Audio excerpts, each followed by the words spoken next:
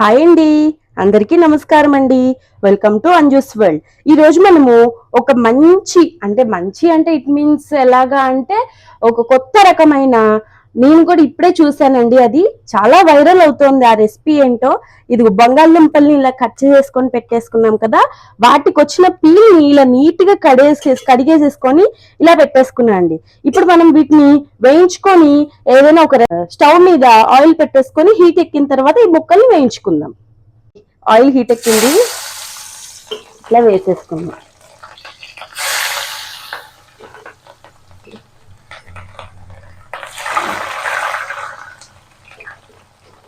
వీటన్నిటిని కొంచెం golden brown colour లోకి వచ్చేదాకా కొంచెం సిమ్ లో వేయించుకోవాలన్నమాట.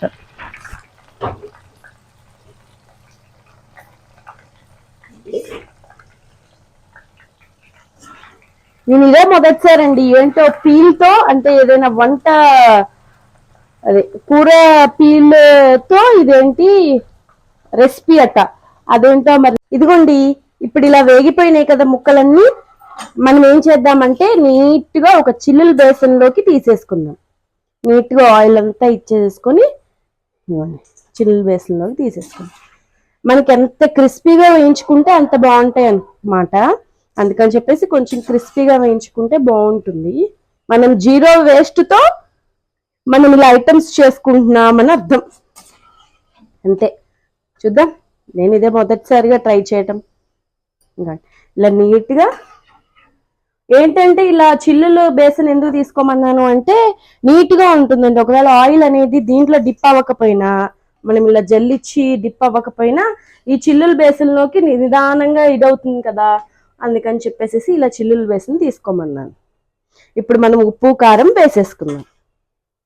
ఇదిగోండి, మనము కొంచెం సాల్ట్ ఇలా చల్లేసుకున్నాము, కొంచెం తగినంత కారం, నాకు నోటికి సరిపడా వేసుకుంటున్నానండి, మీరు కూడా కొంచెం చూసి వేసుకోండి, సరేనా. కొంచెం జీలకర్ర పొడి కూడా వేసుకుందాం, బాగుంటుందండి. నాకు మసాలా కంటే కూడా కొంచెం జీలకర్ర పొడి వేస్తే బాగుంటుందేమో అనిపించి వేసాను. ఒకసారి దీన్ని ఇప్పుడు కలిపేసుకుందాం. మన బంగాళదుంప పొట్టుతో మంచిగా ఈవినింగ్ స్నాక్స్ టైప్ గా చిప్స్ అనేది రెడీ అయిపోయినాయి. దాంట్లోకి టమాటా సాస్ అనేది నేను, అంటే మీ ఇష్టము, తీసుకుంటే తీసుకోండి, లేదంటే లేదు. నంచుకొని తినేలాగా ఉండటానికి అని చెప్పేసి టమాటా సాస్ తీసుకున్నాను. టేస్ట్ చేద్దాం ఎలా ఉంటాయో, నేను కూడా మొదటిసారే.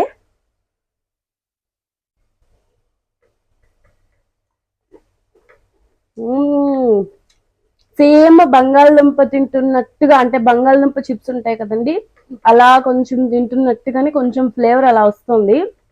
నాకైతే బాగా నచ్చింది.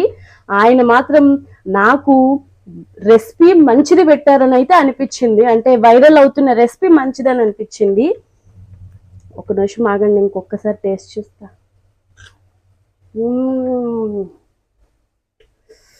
సూపర్. యాక్ అలా అనుకోకండి, నాకైతే చాలా బాగా నచ్చింది. మీరు ట్రై చేయండి, మీకు చాలా బాగా నచ్చుతుంది. అలా అని చెప్పేసి పిచ్చి పిచ్చిగా ఇవే తినకండి, కాళ్ళు నొప్పులు వస్తాయి. బాగుంది, నాకైతే నచ్చింది. బాయ్.